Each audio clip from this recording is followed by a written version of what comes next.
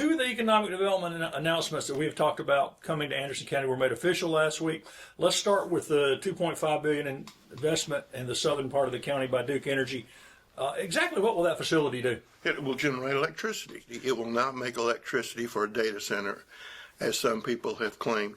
We already have Lee Steam Plant, which is a cogen operation. We've had Santee Cooper here for over 20 years, which is a cogen operation. And this will be a cogen operation, which will strengthen the electrical grid. And I think it's a good thing for Anderson County. It will use around 300,000 gallons. And it's not going to drain Lake Hartwell. They're buying it from a local water company. And a local company is supplying the sewer. So, I mean, I'm just trying to, the things that people have said, you know. Bruce, and also they invested $100 million in an air cooling system. Instead of using water, it's an air cooling system, which is very much what we wanted them to do, and they agreed to do it. And you talk about improving the electrical grid. That's for businesses and homeowners for the future, right? It's for everybody. And I know that electricity is, you can generate it here and you can sell it all over America. You can do that.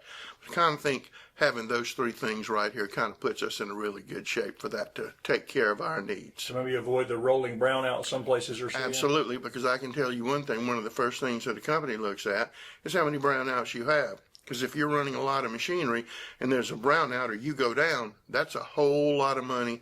And sometimes it's not easy to crank things back up. And at the county council meeting, Anderson County School District 3 Superintendent Kathy Hipp expressed strong support for the new Duke facility, saying it'd be a major step forward in funding schools in her district. School District 3 is a very well-run school district. They do an excellent job. And the fact that this will provide more money for them and certainly help them with the new school that they're about to build, in the planning stages to build.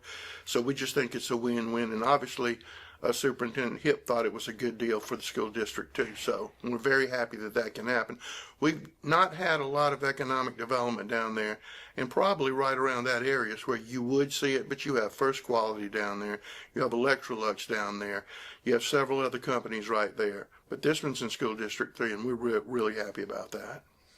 She also said she strongly supports the county's fee-in-lieu of tax strategy to recruit new industry. I don't think we've talked about this in a long time, but help people understand what fee-in-lieu of is, what it's not, and why it's critical to bring new business here.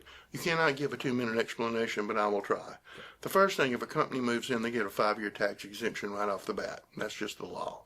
The other thing with a fee, you can get money quicker. Is it's a fee, but a fee is a tax. I don't care what you call it, it is, okay? But you negotiate with the company, and you negotiate on what's your benefit package? How much are you going to pay? What are you bringing to the table? Because Anderson County is not in a position where we can take or need to take just anybody running down the road. We don't do that. We turn people away. We turned people away 2 weeks ago. We don't need a battery plant. We don't need a battery remanufacturing plant. We just don't need those things. We don't need them. And so it started a long time ago, really in 1897-98, when the populist agrarian revolution took place all across the South. Pitchfork, Ben Tillman, the leading example. They raised the corporate tax rate to keep industry away from South Carolina to preserve its agricultural heritage. Okay? Also to make sure that there were plenty of people who could work on the farm for next to nothing. Facts, you can look it up. You don't have to believe me. 30 years ago, the General Assembly said, hey, we need to do something because nobody's coming to South Carolina because our corporate tax rate is one of the highest in the country, in the world. Again, facts. So they created this that allows counties to negotiate with industries. I mean, some states is nothing. But here, it was a tool to allow us to compete with economic development. And just name a few of the companies that are here that wouldn't be here without it. Michelin, Electrolux, Arthrex,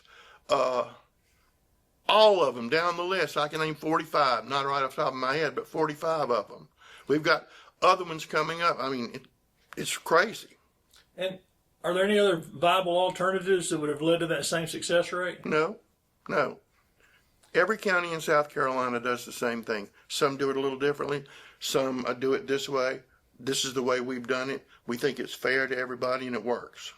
I was just talking to Representative Blake Sanders of District 9, part of the legislative delegation, and he said as far as he knows, and I looked it up, no state legislative member has put forth any legislation to reduce South Carolina's 10.5% manufacturing industrial assessment ratio, which is higher than almost any other state. And that means that the tax rate before millage is even applied, that the taxable value of that factory is calculated much higher than it is if you built a home or an office, right? Absolutely.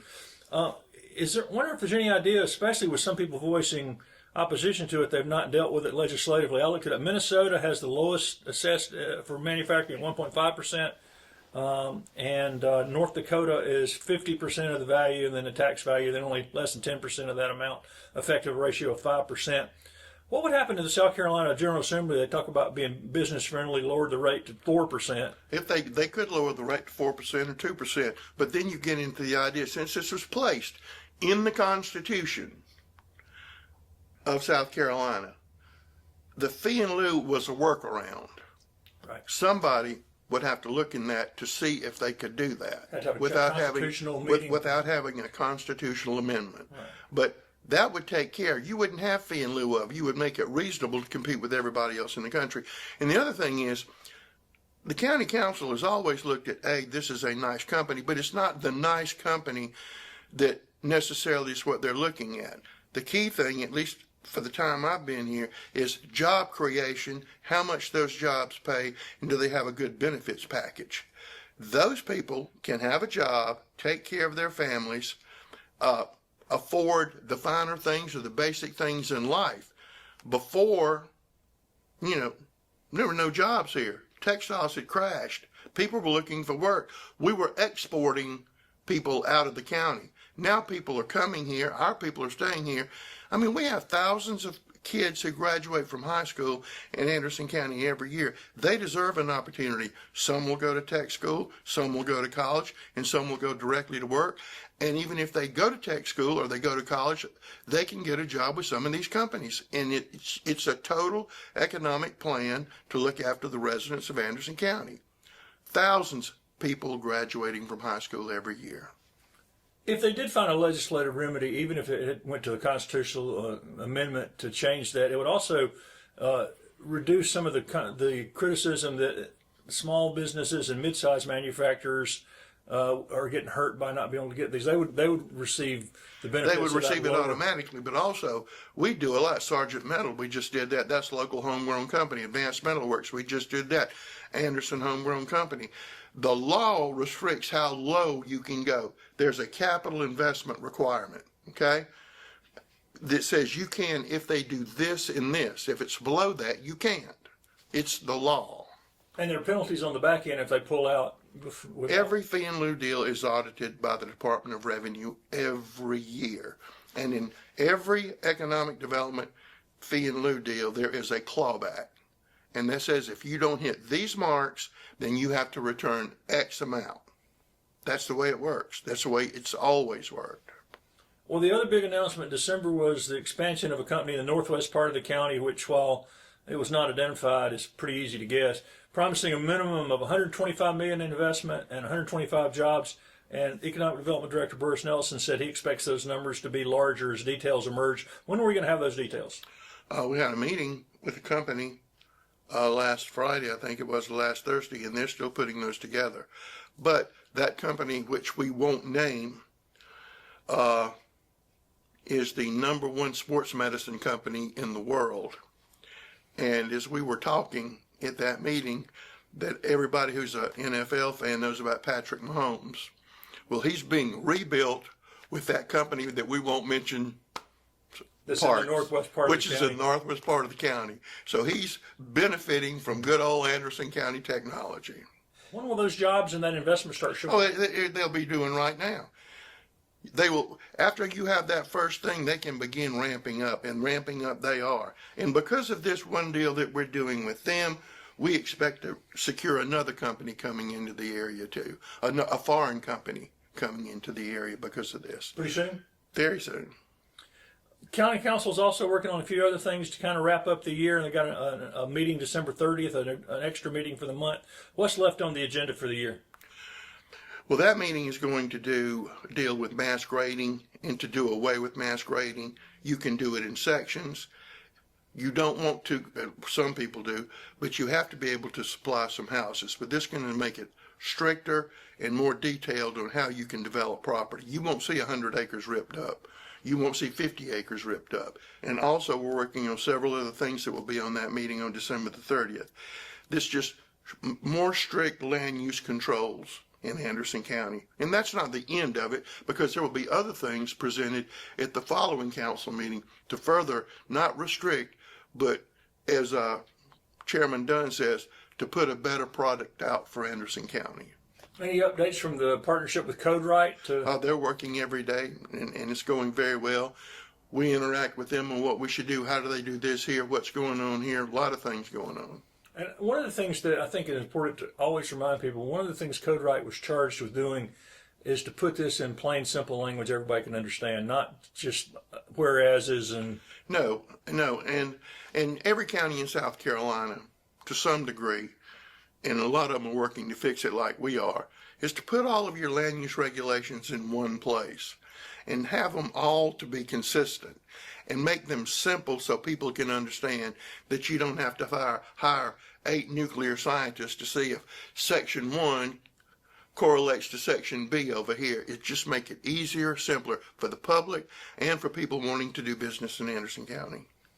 Well, the new copper roof on the courthouse has become pretty popular with photographers and visitors downtown. How much longer is the scaffolding going to be up in front of the courthouse? We think by the end of January it will be gone. We think by then it will be gone. That copper roof is something to behold. It is something to behold, and then we had somebody, well, why didn't you put 10 back up there?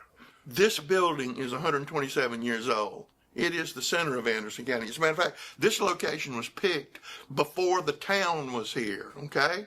They created a whole new county, which we'll be celebrating our 200th anniversary, as you well know, next year. But it lasted for a long time. I think it's going to last a whole lot longer. And plus, it's beautiful. And this is the seat of government. And this is the building that people love. And this is the building that people relate to Anderson County. It is really a physical manifestation of that light shining on a hill, isn't it? It is. I hadn't thought about that. And those copper gutters are something pretty nice to Yes, they are. Yes, they are. Too. Finally, the Christmas tree seems to have been another big hit again this year. Visitors taking pictures like crazy. When we were out there one day, they stopped my daughter-in-law and, will you take our picture? Will you take our picture? How long will the tree be up? And have you come up with how much taller it's going to be next year? Well, we're at 58 feet right now. And either you or somebody sent me an article on the tallest tree in South Carolina is 60 feet. So we're going to cross 60. So you got to have a goal. You got to have a goal. And we want to have the tallest Christmas tree. And we want to light it up earlier than we have in the past. You know, we've been lighting it up on Thanksgiving and then going dark. I think we're missing some more time for people to enjoy it. And since we have it down to, I don't have it down to a science, but all of the great people who put it up, county employees, the elves, they can go in a minute now. So I think that's what we're going to be looking at.